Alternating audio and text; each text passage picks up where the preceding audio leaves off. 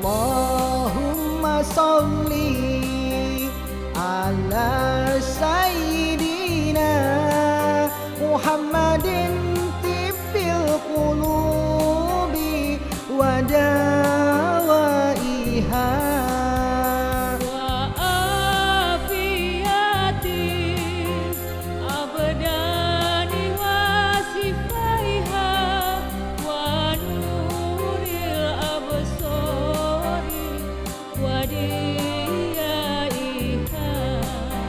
wa ala alihi wa sahbihi wa sallim.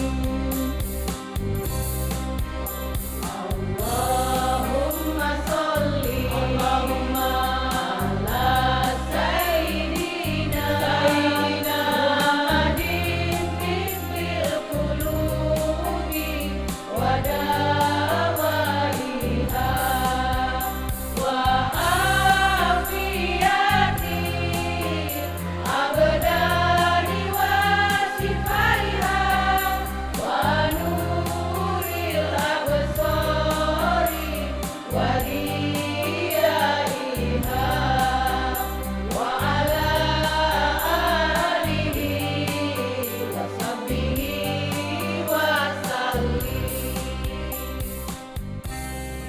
Demikian tadi lantunan salawat Tikbil Qulub yang telah dibawakan oleh grup salawat Angkatan 87 PPSP IKIP Ujung Pandang.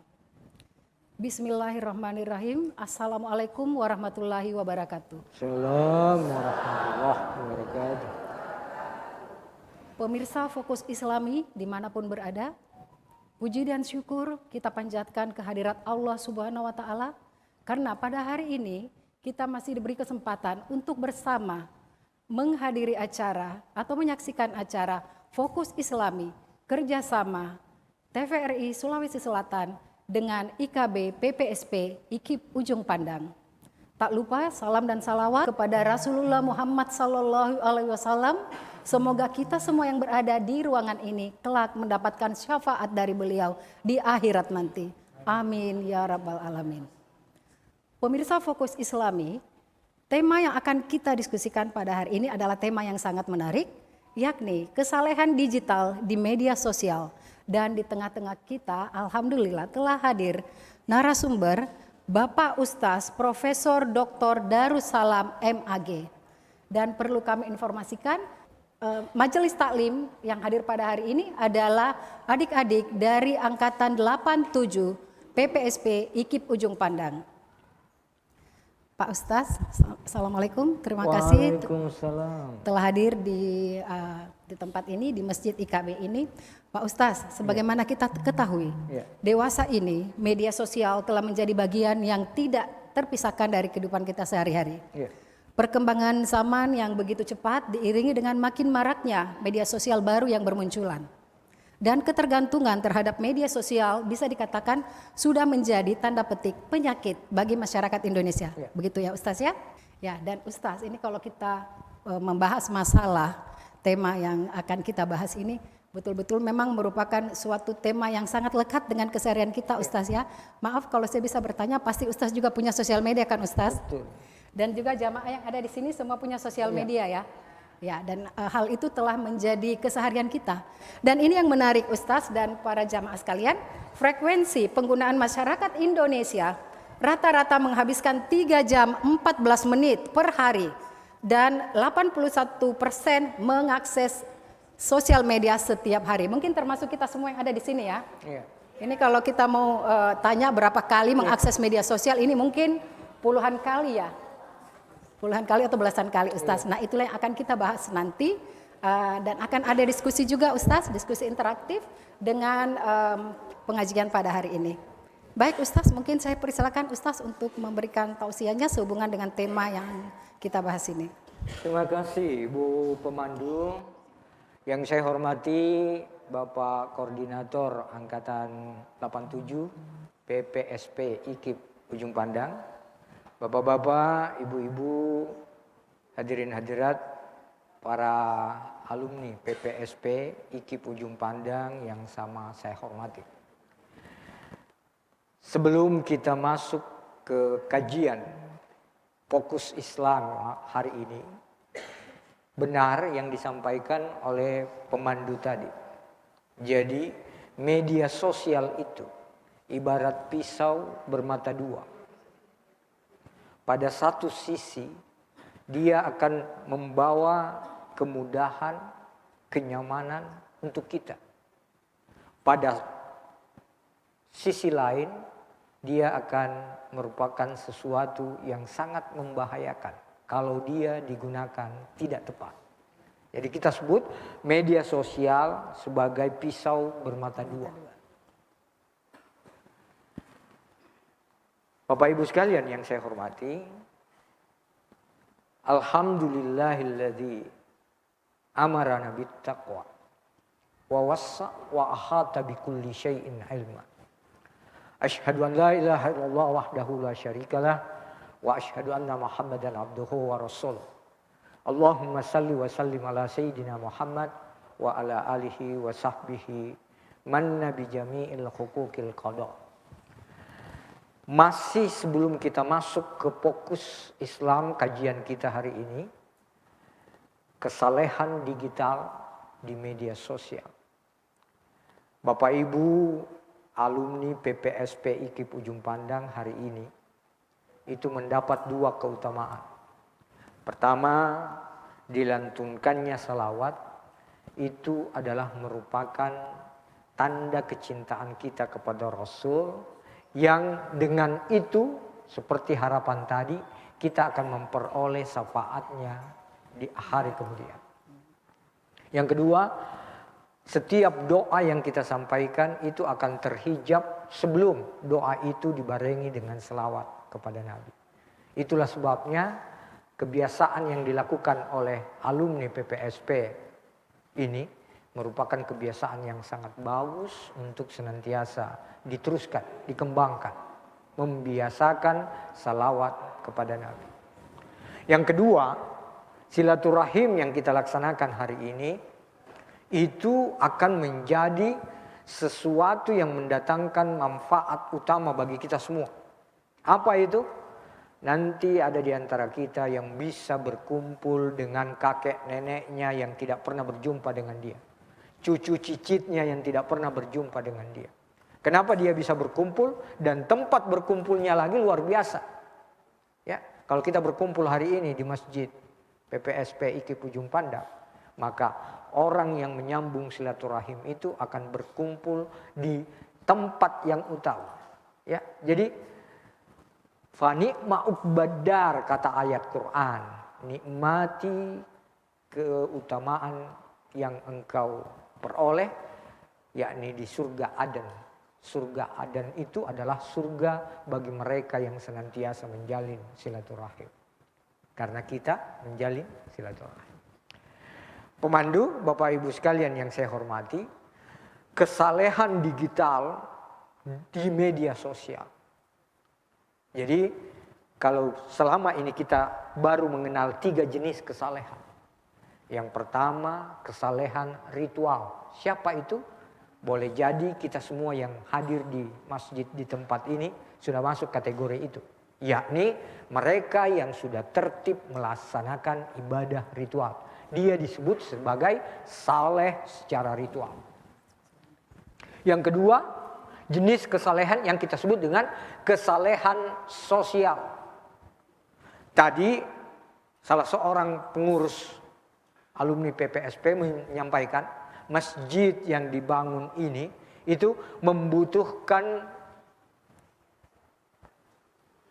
sedekah, membutuhkan infak zakat dari kita, dan siapa saja yang sudah melasimkan yang seperti itu maka dia masuk kategori saleh secara sosial. Kesalehan sosial. Di rumah mungkin ibu ada anak-anak yang kita sekolahkan, boleh jadi bukan anak sendiri, boleh jadi keluarga lalu kita sekolahkan. Dia masuk dalam kategori saleh secara sosial. Jenis kesalehan ketiga adalah kesalehan intelektual. Ketika pikiran, angan-angan, hayalan kita itu senantiasa berorientasi kepada kemahakuasaan Allah. Itu kesalehan intelektual. Nah, sekarang yang kita sebutkan kesalehan digital. Tadi disebutkan data. Dan yang terkini, Bu, dan ini perlu untuk kita perhatikan, termasuk pemirsa Fokus Islam, semua. Kalau anak-anak kita terbiasa meminta, Bu, Pak, belikan saya pulsa untuk game. Hati-hati, judi online justru Sulawesi Selatan masuk urutan ke-10. Karena cuma menggunakan itu. Jadi kalau dia minta, Bu, Pak, isikan saya pulsa. Dalam kaitannya dengan saya sebut tadi, bagaimana media sosial menjadi pisau bermata dua. Pada satu sisi anak-anak kita bisa belajar mengaji melalui itu. Dia bisa dapat pengetahuan agama juga melalui itu. Tetapi pada sisi yang lain, hal-hal yang berkaitan dengan perusak moral juga akan mudah masuk mengidap kepada anak-anak kita. Pisau bermata dua.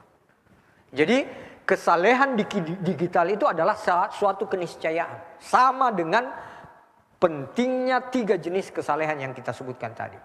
Saya katakan boleh jadi kita semua yang hadir di tempat ini sudah masuk kategori saleh secara ritual. Karena kita sudah tertib melaksanakan ibadah ritual. Kita juga saleh secara sosial. Karena kita juga termasuk orang-orang yang peduli terhadap sesama. Kita juga termasuk saleh secara intelektual. Karena kita gunakan akal, pikiran kita, angan-angan, hayalan kita. Itu berorientasi kepada kemahakuasaan Allah. Al-Quran kan jelas. Ya. Alladzina yaskuruna allaha qiyaman wa qu'udan wa ala junubihim. Mereka yang senantiasa memikirkan dan mensyukuri. Dalam kaitannya dengan nikmat Allah. Dalam keadaan berdiri, duduk, dan berbaring. Kalau digunakan seperti itu, dia masuk kategori tidak lupa kepada Allah, dia masuk kategori saleh secara intelektual. Sekarang, kesalehan digital. Saya katakan, betapa pentingnya kita mewujudkan kesalehan digital. Kalau kita bermedsos, kalau ibu bapak sekarang seringkali mendengar, mulutmu harimau. Sekarang, jarimu harimau. Ya.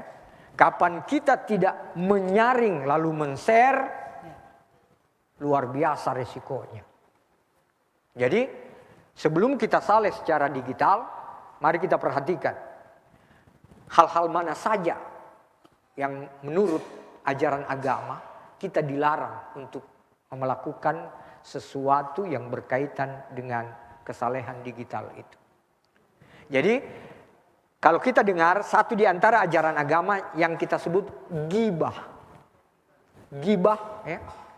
Salah seorang sahabat berkata kepada Rasul, "Ya Rasulullah, beri saya informasi tentang ghibah."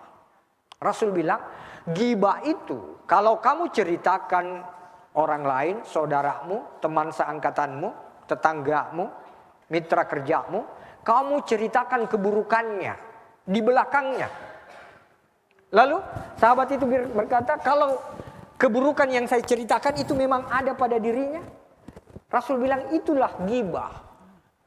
Kalau keburukan yang kau ceritakan kepada orang lain tidak ada pada diri seseorang, itu fitnah namanya. Buhtan, lebih kejam daripada ghibah. Nah, hal-hal apa saja yang bisa menyebabkan kita ghibah? Dalam kaitannya dengan medsos, media sosial. Ingat, Bapak Ibu sekalian, kita boleh jadi menceritakan keburukan orang sebelum maraknya medsos ini. Nanti kita berjumpa, baru kita ceritakan keburukan orang di teman-teman kita. Itu ya, itu tas yang dia pakai, itu saya tahu itu, dia angsur. Bayangkan Ibu, ya, di alumni PPSP tidak ada yang begitu, tapi di tempat lain banyak, ya, banyak. Ya. Jadi bisa jadi dengan ucapan. Terjadi ghibah. Bisa juga terjadi dengan tulisan. Nah, itulah yang masuk di medsos. Ibu, kalau kita terima informasi dari grup-grup kita seperti tadi, kan masing-masing kita punya grup. Karena kita baca, langsung kita share. Ingat ke, sebelum kita saring lalu kita sharing, resikonya luar biasa. Ya, saring dulu baru sharing. Ya, betul. Jadi saring dulu baru sebarkan. Kenapa? Kalau tidak kita lakukan itu, boleh jadi kita terjebak pada gibah. Gibah secara aktif. Karena kita termasuk orang yang Menyebarkan. memposting sesuatu, menyebarkan sesuatu yang kita tidak saring terlebih dahulu.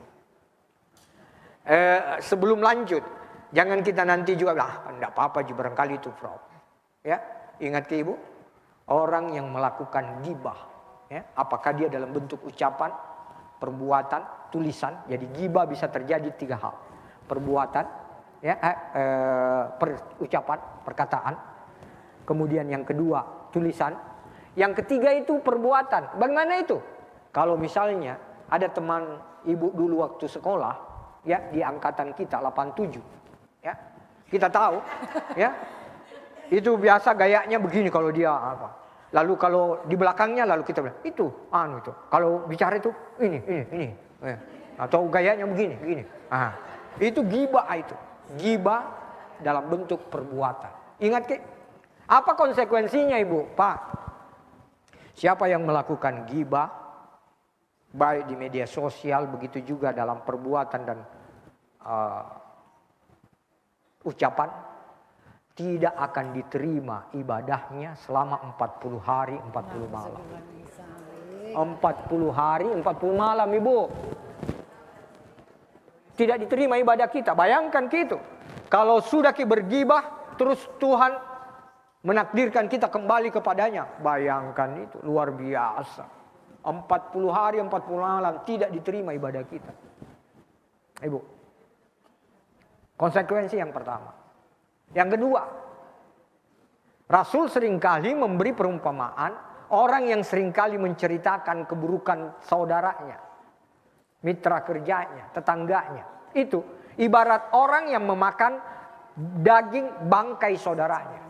Tuh. Adakah di antara kita mau? Pasti semua kita jijik. Padahal gibah ibarat seperti itu. Dan yang ketiga, Ibu, siapa yang melakukan gibah itu termasuk orang yang pailit, bangkrut. Semua nanti kebaikannya itu akan diserahkan kepada orang yang dia gibahi, yang dia ceritakan keburukannya. Kalau sudah habis kebaikannya, semua keburukan orang yang dia ceritakan diberikan kepadanya. Bangkrutlah dia. Coba, luar biasanya. Jadi inilah yang saya maksud, betapa pentingnya kesalehan digital. Ini penting Ibu. Karena kita tahu seperti informasi yang disampaikan oleh Ibu Pemandu tadi. Sekarang ibu-ibu, Pak, kalau keluar ke rumah, itu lebih baik kita lupa dompet daripada lupa HP. Itu? Ya, saya tidak mau kasih contoh yang lain, Pak. Biasa ada yang kasih contoh, katanya lebih baik lupa istri daripada lupa HP. Tidak mau saya kasih contoh begitu. Karena banyak ibu-ibu, angkatan 87 ini, PPSP. Jadi biasanya kita terkadang justru sangat resah, ya, sangat luar biasa kita punya kekhawatiran kalau kita lupa HP itu. Itu betapa pentingnya kita memanfaatkan media itu dengan baik.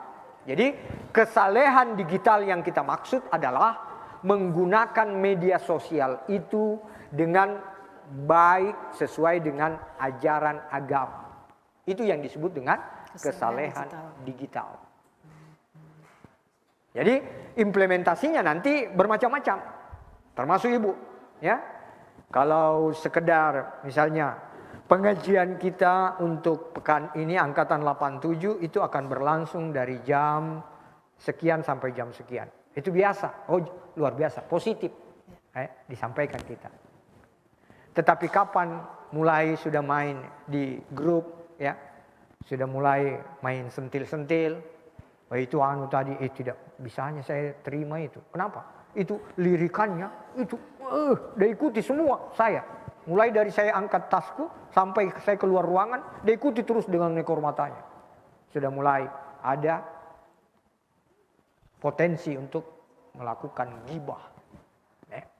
Jadi kesalehan digital adalah sesuatu yang sangat penting. Ini kalau kita lihat petunjuknya dalam Al-Quran, betapa kita selalu dianjurkan oleh Allah agar supaya kita mau, ya, untuk senantiasa mau memperhatikan kalau ada yang membawa berita, apakah dalam bentuk digital, media sosial, atau dia bawa berita secara langsung melalui telepon dan sebagainya, maka Al-Quran bilang itu senantiasa kamu teliti dulu, ya. Sumbernya ya. Ya, tahu dulu sumber itu.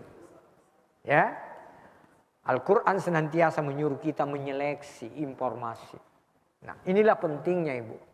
Jangan kita bilang, itu kan pernah juga saya sampaikan seperti ini, lalu dia bilang, itu kan tidak sampai, saya juga pernah bermaksud untuk itu, Prof. Tapi saya tidak sampai ucapkan, tidak sampai saya tulis, tidak juga dalam bentuk perbuatan, tapi sudah ada dalam hati saya. Itu juga masuk kategori ghibah. Ya. Al-Quran bilang, wala takfu ma laysa laka bihi ilmun innas sam'a wal basara wal fuada kullu ulaika kana anhu mas'ula. Jangan kamu ikuti sesuatu yang tidak ada pengetahuanmu tentang hal itu.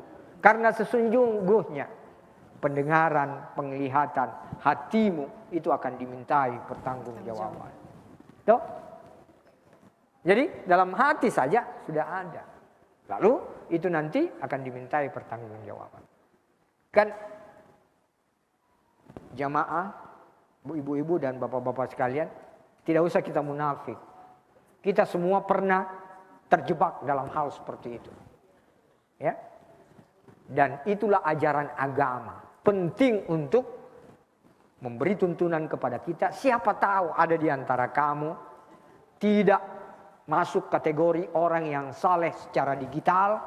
Ya. Maka sekarang perbaiki. Jadi saleh secara digital. Bagaimana caranya? Kalau yang pernah kita ceritakan itu masih hidup, masih bagus. Minta maaf. Ya. Jadi Ibu, saya selalu bilang dalam kaitannya dengan hubungan kita dengan suami, kalau suami hubungan kita dengan istri, terkadang kan ada di antara kita gengsi. Minta maaf. Jangan pertaruhkan akhiratmu hanya karena gengsi. Minta maaf. Ya. Kalau dia masih hidup. Jadi minta maaf. Bagus lagi kalau misalnya pernah ketemu atau melalui media, ya, telepon, WhatsApp dan sebagainya, ya, semua juga bisa memanfaatkan itu. Tetapi kalau misalnya yang pernah kita gibah itu sudah lebih dahulu meninggal dunia, teman seangkatan kita, kasihan, lebih duluan daripada kita. Bagaimana caranya? Yang pertama, kalau kaitan seperti itu, senantiasa ceritakan kebaikannya. Jadi ceritakan kebaikan itu teman yang pernah kita gibah. Ceritakan kebaikannya. Bahkan ajaran agama kan bilang, kalau ada di antara orang yang meninggal dunia, lalu kita semua menjadi saksi bahwa yang bersangkutan adalah orang baik, maka dia selamat dari siksa api neraka. Jadi tadi ceritakan kebaikannya. Yang kedua, dalam kaitan dengan itu, kalau kita sholat, orang yang sudah meninggal, ya, teman kita yang sudah kita gibah, di sholat kita teristimewa di sholat malam, minta ampunkan kesalahannya. Sebut namanya dalam sholat. Itulah sebabnya Ibu, Pak, di sholat malam kan kita disunnahkan. Sebelum kita selesai witir, kita menyebut 40 minimal nama, ya, termasuk orang-orang yang kita doakan. Orang tua kita, mertua kita, anak-anak kita, suami kita, istri kita, dan semuanya. Kita sebut namanya. Sampai minimal 40. Termasuk tadi orang yang pernah kita gibah. Kita mohonkan ampun kepada Allah. Pasti bapak-bapak, ibu sekalian ada yang bilang, wih berat itu. Berat sekali. Iya memang. Sama juga kalau ada orang ya. Kan saya ceritakan itu karena dia juga pernah menceritakan keburukan saya. Sepertinya kita mau impas. Keliru. Ya. Kenapa? Karena ingat ungkapan Imam Al-Ghazali. Jadi kalau kita mau diterima ibadah tadi yang 40 hari 40 malam karena kita melakukan ghibah, kita ceritakan kebaikan orang itu, kita sebarkan kebaikannya. Ya. Yang kedua kita mohon ampunkan kepada Allah. Pasti diantara kita bilang, berat itu. Iya, Imam Al-Ghazali bilang sama dengan ungkapan, kalau Bapak Ibu ingin kesehatan, maka pasti Anda harus merasakan pahitnya obat. Jadi jangan bermimpi menikmati kesehatan kalau tidak tahan pada pahitnya obat. Seperti tadi dalam hal ghibah. Jangan bermimpi diampuni oleh Allah kalau tidak kita melakukan hal-hal yang kita sebutkan. Kita ceritakan kebaikannya, kita mohonkan ampunannya, dan senantiasa kita mau untuk bagaimana kita tidak lagi untuk mengulang apa yang pernah kita lakukan. Saya kira ini Bu, sekedar pengantar. Jadi kesalehan digital di media sosial. Media sosial apapun yang kita miliki. Ya. Jadi gampang. Jadi implementasinya sederhana. Saring, kemudian sharing. Kalau kita mau sebar suatu berita, informasi, jangan 2 hari yang lalu, MK, Mahkamah Konstitusi itu tidak membolehkan Kaisang Pangarep menjadi presiden. Ya. Ya, belum tahu informasinya dengan pasti sudah disebar. Ya. Jadi sebaiknya kita untuk selalu saring dulu, baru kita sharing, kita sebarkan. Dan yang kedua, tentunya kita semua penting karena ini berkaitan dengan digital. Ingat jejak digital kita itu bisa terdeteksi. Ya, saya pernah menjadi penyeleksi salah satu lembaga. Ya, secara tes tertulis luar biasa, hasil yang dia peroleh bagus. Tapi ketika ditelusuri jejak digitalnya, dia pernah menjadi supporter sepak bola dan dia justru melakukan tawuran. Dan ditemukan juga di jejak dia juga termasuk orang yang senantiasa tidak setia kepada negara kesatuan Republik Indonesia. Itu bahaya ya. Dan mungkin meskipun postingan itu sudah dihapus ya, dari sudah sosial dihapus, medianya, tetap rekam jejak digitalnya ada ya Ustaz ya. Itulah sebabnya kemajuan teknologi ini. Kenapa saya angkat juga memang tema yang saya sebutkan itu dan alhamdulillah teman-teman memilih itu lebih bagus. Kesalehan digital. Kenapa?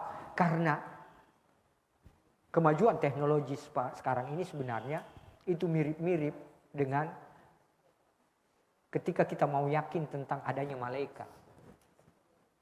Itu kan biasa, tidak ada kan di antara kita yang pernah lihat malaikat. Ya. Lihat maki itu HP. Baik dalam hal ilmu pengetahuan maupun dalam hal-hal yang lain, saya katakan, apalagi teman-teman kalau saya diskusi, alhamdulillah sekarang di alumni PPSP 87. Bagaimana hukumnya itu nanti kalau sekarang kan di HP orang sudah bisa mengedit, diedit lalu disebar. Sekarang kalau yang kemarin saya menguji di Pasca tentang pernikahan beda agama di kalangan pengurus Persatuan Islam Tionghoa, saya menguji itu, ya. Sekarang sudah tidak masalah dengan itu. Tetapi bagaimana tentang digital kita, ya, kan media sosial. Bagaimana hukumnya nanti kalau laki-laki itu justru pada saat muncul temannya melalui video call, lalu dia rabah dan dia rasa di sana. Bagaimana hukumnya itu? Karena itu insya Allah mudah-mudahan kita semua teristimewa. Kita alumni PPSP Angkatan 87 hari ini orang yang termasuk berusaha untuk selain 3 jenis kesalehan yang saya sebutkan, kita juga sudah mulai berusaha untuk menjadi saleh secara digital. Buktinya hari ini, ibu-ibu datang dengan seragam seperti ini, ya sudah tidak tidur siang, istirahat siang tidak dipenuhi, karena tadi kita ingin agar supaya silaturahim dan bagaimana kita semua untuk menyebarkan nilai-nilai keagamaan. Apalagi ini akan tayang di Fokus Islam. Itu masuk kategori kesalehan digital. Jadi Ustaz, keberadaan kami hari ini menghadiri acara yang sangat bagus ini juga adalah salah satu dampak positif dan bisa disebut kesalehan digital, begitu ya Ustaz ya? Jadi ibu-ibu, karena ibu bagus, ibu pemandu tanyakan saya, kan biasa di rumah karena kebetulan rumah kita dekat masjid, ya tak? Dia bilang, ibu datang ke pengajian di masjid. Saya dengar gitu melalui corong mikrofon itu, saya dengar di rumah. Langsung saya dengar, beda ibu. Ya. Di rumah dengan di masjid. Ya. Ingat Ki, orang yang hadir di masjid, bahkan dia tidur sekalipun, berbeda kalau dia tidur di rumah. Karena ingat, ilmu pengetahuan sekarang sudah membuktikan, ternyata orang yang tidur itu tetap dia bisa menangkap pesan apa yang ada di seputarnya. Maka hadir di masjid, apalagi ini kegiatan kita dilaksanakan dalam kaitannya dengan kajian, luar biasa. Ya. Kita berikan kesempatan Ustaz untuk bertanya. Ya, baik, ada yang mau bertanya? Kesempatan pertama barangkali saya persilakan kepada adik Enita Idris. Pertanyaan saya simpel saja Ustadz. Tadi saya setuju bahwa sebelum kita memposting atau kita share sesuatu di grup WhatsApp, itu tentu kita harus saring dulu atau kita harus cross check dulu. Tetapi yang saya mau tanya ini sebaliknya ya, simpel saya terkait dengan hati. Kadang-kadang setiap orang kan kita punya lebih dari 10 grup WhatsApp ya, grup alumni, kantor, bahkan tetangga atau lingkungan rumah kita. Ya. Pertanyaan saya, bagaimana kita menjaga hati kita? Jadi sebaliknya tadi yang Ustadz katakan, bagaimana kita menjaga hati kita supaya kita positive thinking agar apa yang si A sampaikan itu mungkin dia juga baru mau belajar menjadi orang yang saleh dalam hal ini saleh dalam digitalisasi. Ya. Terima kasih Ustadz. Tadi kita dengar bersama dalam kaitannya dengan bagaimana kita menyikapi misalnya di grup-grup kita itu sesuatu yang sudah berulang bisa menyebabkan kita sendiri yang bosan, kita sendiri yang kesal ya.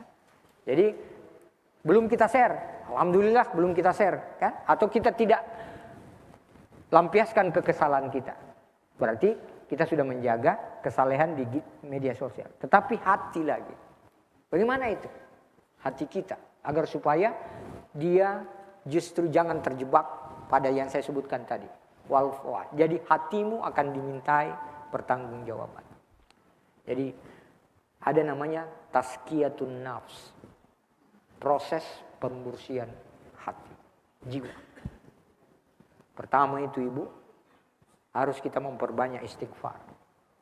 Jadi tidak sia-sia itu kita selalu istighfar. Jadi tazkiyatun nafs. Jadi istighfar yang banyak. Ya. Jadi nanti bedakan antara istighfar dengan taubat. Istighfar itu adalah sesuatu yang kita lakukan untuk menyadarkan diri kita agar supaya itu tidak bermukim di hati kita atau dalam sikap kita atau dalam kelakuan kita. Maka istighfar. Tetapi istighfar itu juga masuk dalam kategori doa. Jadi istighfar itu juga doa. Banyak di antara kita justru terkadang lalai istighfar.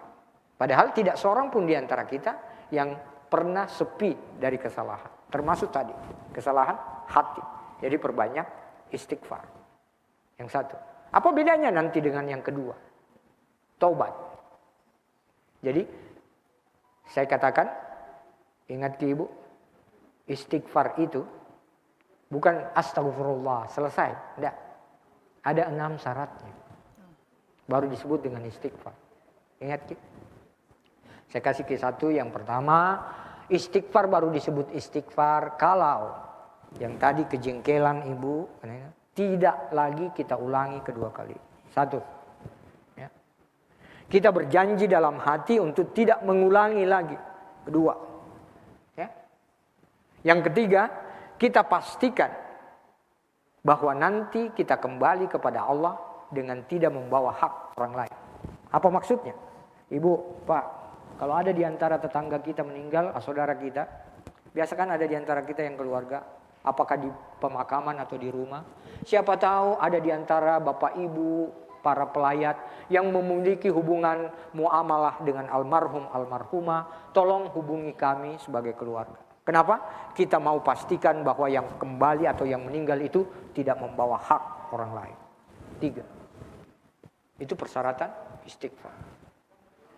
Yang keempat, persyaratannya dalam kaitan dengan istighfar itu, kalau berkaitan dengan kesalahan yang kita lakukan itu, dalam kaitannya dengan apakah itu ya, seperti tadi yang dikatakan, kesal dan sebagainya. Ya. Kita harus, selain kita sudah pastikan kita tidak membawa hak orang lain, kita juga harus merasakan. Jadi merasakan dalam kaitannya dengan kalau kita misalnya pernah melakukan kemaksiatan, itu pasti misalnya diantaranya pernah kita rasakan kenikmatan, maka hendaknya dia merasakan pahitnya ketaatan kepada Allah. Baru dia disebut istighfar. Ya. Jadi dalam kaitannya dengan istighfar tidak selesai hanya dengan astaghfirullahaladzim atau astaghfirullah rabbi wa atubu ilaih. Ya. Kalau berkaitan dengan hal yang kita konsumsi, ibu, minta maaf.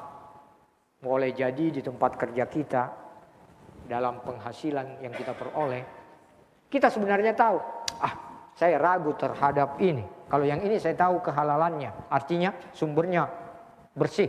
Tapi ini agak ragu-ragu, kayak ini abu-abu, hitam putih.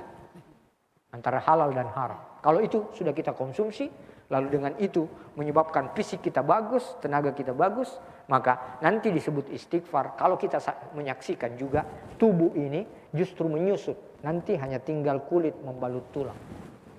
Itu baru istighfar namanya. Jadi tidak sesederhana yang kita bayangkan. Yang kedua, taubat, ibu. Taubat itu lebih dalam daripada istighfar. Jadi kalau taubat itu adalah meninggalkan kebiasaan lama menuju kepada kebiasaan baru yang lebih baik. Itu taubat namanya. Jadi itu nanti bedanya antara istighfar dengan taubat. Selanjutnya saya persilakan, mungkin bisa disebutkan namanya yang mau bertanya. Silakan dan pertanyaannya langsung saja ke Ustaz. Assalamualaikum warahmatullahi wabarakatuh. Waalaikumsalam warahmatullahi wabarakatuh. Saya Aisyah Senon. Terima kasih atas kesempatan yang saya diberikan. Ustadz, yang saya mau tanyakan gini. Seperti tadi yang Pak Ustadz bilang bahwa kita itu biasa men-share. Kita sudah saring tapi ternyata memang tidak sesuai. Itu yang saya mau tanyakan, Ustadz, itu dampaknya ke kita gimana? Kalau misalnya pahala atau sebaliknya dampaknya itu kita masih rasakan semasa kita hidup atau setelah hidup, tapi ada yang share lagi. Syukur-syukur yang share-nya itu yang kita share kemarin yang berupa siar agama. Kalau yang kita share kemarin menurut kesan kita bermasalah, itu dampaknya kita akan dapatkan sampai kapan itu, Ustaz? Segala sesuatu yang kita lakukan itu punya dua konsekuensi. Duniawi, ukhrawi. Dan itulah hukum Islam.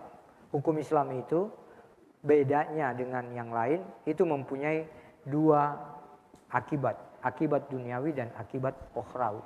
Jadi tidak berhenti di dunia saja. Tadi dalam kaitannya men-share sesuatu, alhamdulillah kalau berkaitan dengan misalnya yang paling banyak yuk sholat, tahajud dan sebagainya, atau ngaji bareng, itu bagus, alhamdulillah. Tetapi yang belum benar, belum tentu benarnya langsung kita share, ingat ibu. Jadi kalau apalagi kalau sudah kita sadari beberapa waktu, salah itu yang saya share, tidak benar, maka Itu tadi, mohon ampun.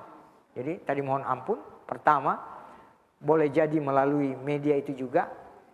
Mohon maaf, saya pernah men-share ini ternyata tidak benar. Ya. Terus urusan kita kepada Allah, kita minta ampunkan kepada Allah. Maaf, saya keliru, saya lalai. Jadi mereka yang memohon ampun seperti itu, itulah yang mereka yang benar. Ya. Sungguh berbahagia mereka yang mengetahui kelalaian yang dia lakukan, lalu dia memohon ampun.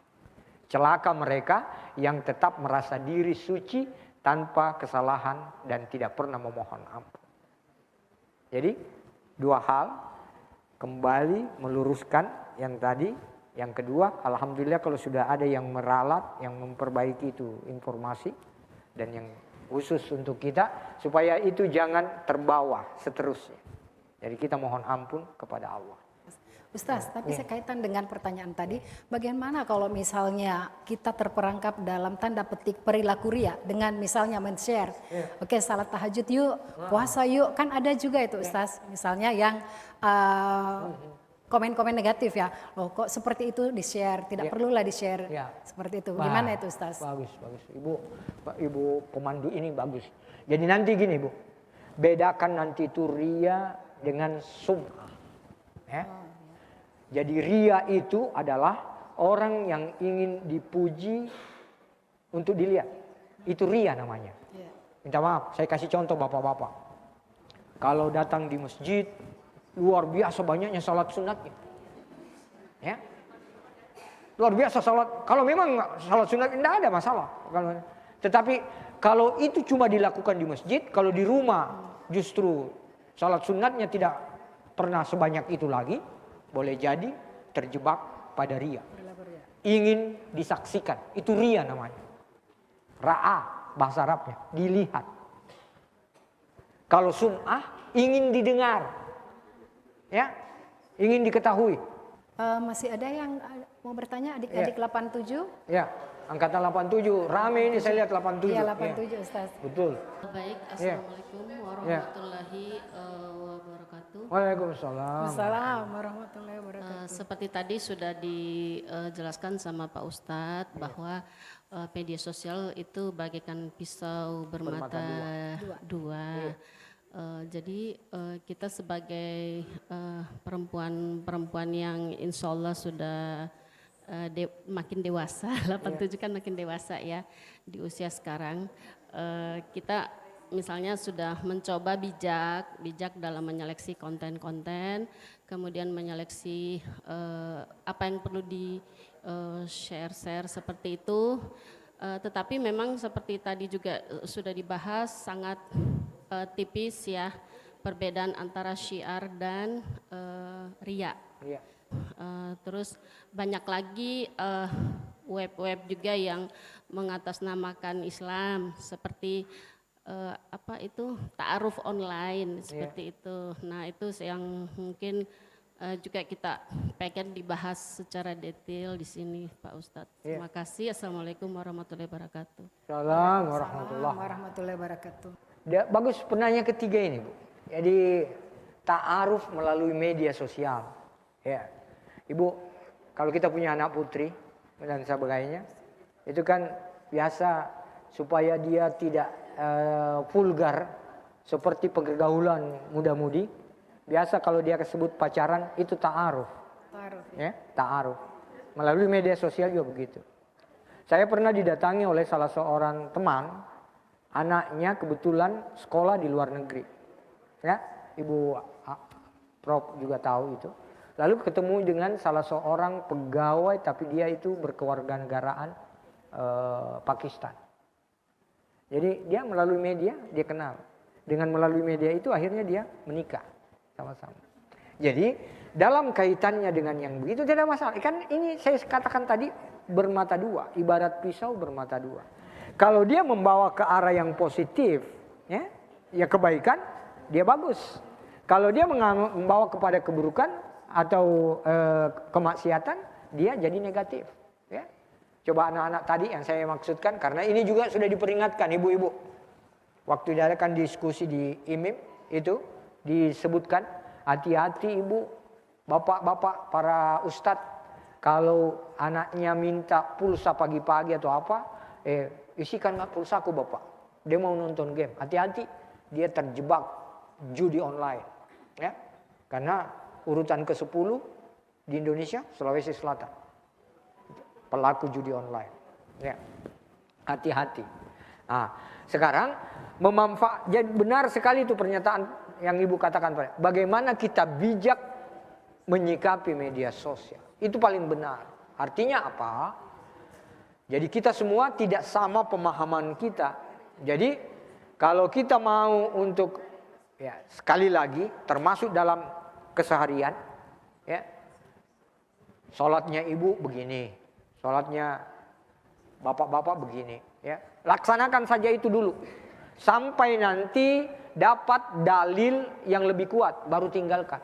Ini kelihatannya ada bapak-bapak yang mau bertanya juga. Boleh ya Ustaz ya? Bagus, bagus. Tadi kan semua sudah perempuan. Harus ada perimbangan, Pak. Iya. Betul Ustaz. Jadi saya Silakan, Pak. persilakan. Ya. Assalamualaikum warahmatullahi wabarakatuh. Assalamualaikum warahmatullahi wabarakatuh. Perkenalkan saya Hedi, kebetulan saya dipercaya untuk menjadi koordinator di Angkatan 87. Iya. Pada kesempatan kali ini Pak Ustadz, ini menarik temanya karena ini tema kekinian. Iya. Hampir semua orang dan dari yang tua sampai yang anak-anak itu pasti mempunyai media sosial tentunya. Yang ingin saya tanyakan sebenarnya ada beberapa hal. Pertama berkaitan dengan syiar, Ustadz. Iya. Banyak orang, mungkin orang-orang yang tua, dia hanya men-share masalah agama syiar, tapi tidak berdalil. Artinya tidak ada dalilnya yang kita dituntunkan oleh Rasulullah. Nah, bagaimana kita menyikapi orang yang seperti itu, apalagi misalnya orangnya orang tua. Apa kita menegurnya, bagaimana cara kita menegurnya? Ya kan?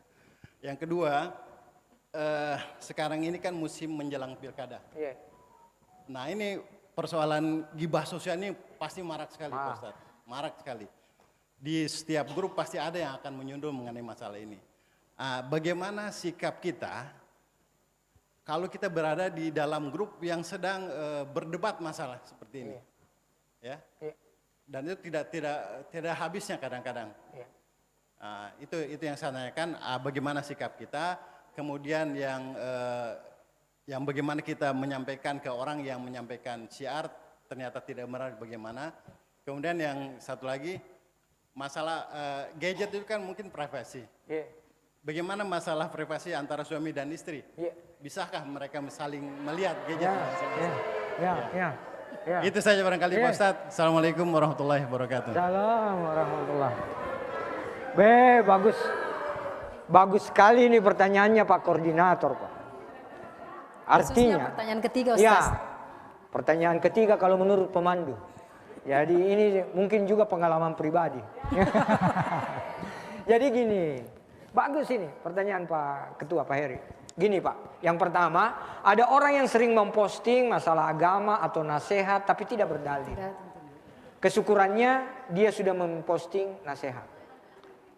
Yang kurangnya karena masih perlu dalil. Tetapi itu tidak masuk kategori bergunjing. Tidak menggunjing karena tidak ada yang dijelekkan. Maka jangan kita sikapi dengan jelek. Nah, kita terima. Nah, cuma saja suatu ketika misalnya kita bisa menyampaikan, saya butuh dalilnya. Atau lebih bagus itu informasi yang kita share kalau ada dalilnya. Supaya kuat. Tapi intinya kita tidak menggunjing. Tidak menggibah orang yang bersangkutan.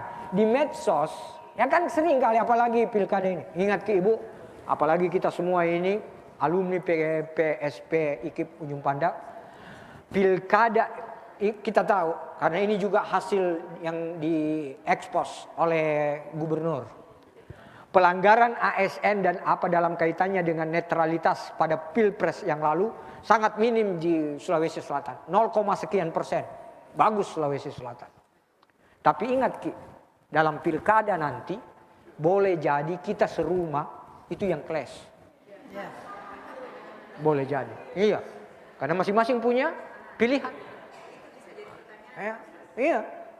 Bisa jadi. Makanya itu diwanti-wanti. Jadi yang sekarang ini yang justru harus menjadi perhatian adalah penyelenggara. Penyelenggara pemilu. Yang kedua kita sebagai pemilih. Yang ketiga ini yang paling menarik ini Pak Ketua. Pak Ketua, Pak Koordinator ya 87 ini. Ya, bagaimana itu kan privasi masing-masing ya. Saya cuma mau kasih info begini, Bu, Pak. Ya. Seringkali itu karena kita juga tidak bijak menyikapi yang begini, ya. Kan pasti juga ibu juga biasa dengar cerita itu. Ada orang suami yang itu tidak mau sekali istrinya angkat dia punya HP, ya. Atau saya ceritakan saja yang betul-betul konkret, nyata ini, bukan apa kisah, bukan apa, ini nyata. Ada teman saya, minta maaf ibu-ibu ya, karena mungkin jarang ikut pengajian seperti dengan ibu-ibu, tidak tahu kasihan. Ini kan sistem penggajian di kantor, di perusahaan dan sebagainya, itu sudah tidak lagi dalam bentuk cash, ya. Setiap kali kan online bunyi, ya. Ya. Ada kasihan ini ibu, itu bunyi, dia punya HP. Teman, guru besar ini, saya minta maaf, ya, salah seorang guru besar, teman. Terus dia lihat istrinya, dia bilang, temanmu, tukin. Padahal itu informasi tunjangan kinerja, temanmu tukin. Kan tukin di situ bacanya tukin. Ya. Karena jarang ikut pengajian, ya seperti ibu kan pasti tahu itu bilangnya. Ada apa yang ini namanya, ini, ya. Ya. Saya kira demikian, Ibu. Baik, terima kasih. Jelas ya, Dek Edi ya. Oke, terima kasih Ustaz. Jadi Ustaz, mungkin kita bisa simpulkan. Sebenarnya masih banyak yang mau bertanya Ustaz, cuman durasi ya yang membatasi kita. Jadi kalau bisa saya simpulkan bahwa bentuk nyata dari kesalehan digital itu sebenarnya ada 3, yakni pertama, baik dengan menghargai keragaman serta memberikan contoh kebaikan yang inspiratif. Kedua, tidak merusak integritas identitas diri sendiri dan memikirkan dampak positif dan dampak negatif dari perilaku digital. Dan yang terakhir, yakni patut, yaitu menjaga kesopanan dalam bertutur dan punya etiket yang baik dalam berkomunikasi. Terima kasih banyak Ustaz atas tausiah dan juga atas diskusi yang sangat menarik pada kesempatan siang hari ini. Dan kita tutup acara Fokus Islami hari ini dengan salawat Badar yang akan dilantunkan oleh adik-adik dari Angkatan 87 alumni PPSP IKIP Ujung Pandang. Kita tutup dengan ucapan Assalamualaikum warahmatullahi wabarakatuh. Salam.